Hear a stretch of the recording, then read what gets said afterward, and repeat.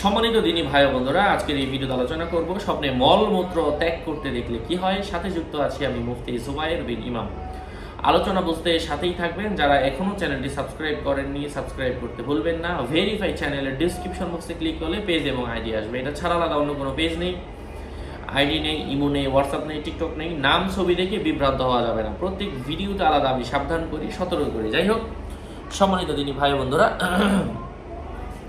স্বপ্নে মলমূত্র অর্থাৎ পায়খানা দেখা, পায়খানা পেশাব দেখা, এটার অর্থ হচ্ছে জুলুম এবং জীবিকার আলামত। এক এক ইমামের এক একটা মতামত। আজকে আমি যে কিতাব থেকে তেলাওয়াত করছি, এই কিতাবের মধ্যে এই কথাগুলো লিপিবদ্ধ রয়েছে।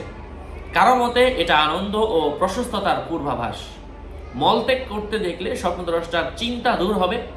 স্বপ্নদ্রষ্টা যদি সম্পদশালী হয় তাহলে সম্পদের জাকাত দেবে বা সম্পদ পবিত্র করবে। কারো মতে যে পরিমাণ মলত্যাগ করবে সেই পরিমাণ সম্পদ চলে যাবে, অথবা এমন কোনো কাজ করবে যার দ্বারা তার ক্ষতি হবে।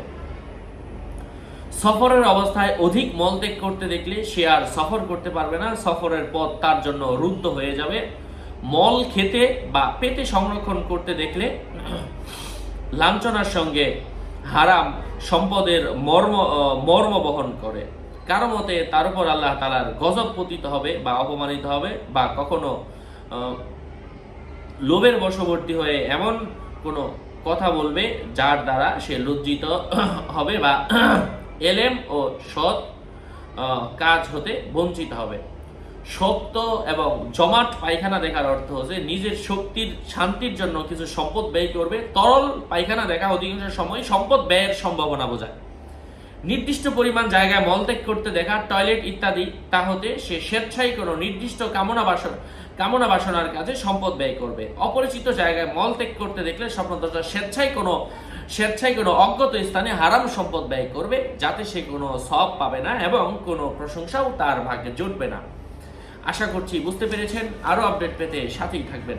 আপনাদের মঙ্গল এবং দীর্ঘায়ু কামনা করে এখানে শেষ করছি। দেখা হবে অন্য কোনো এপিসোডে। আসসালামু আলাইকুম রহমতুল্লাহি ওয়া বারাকাতুহু।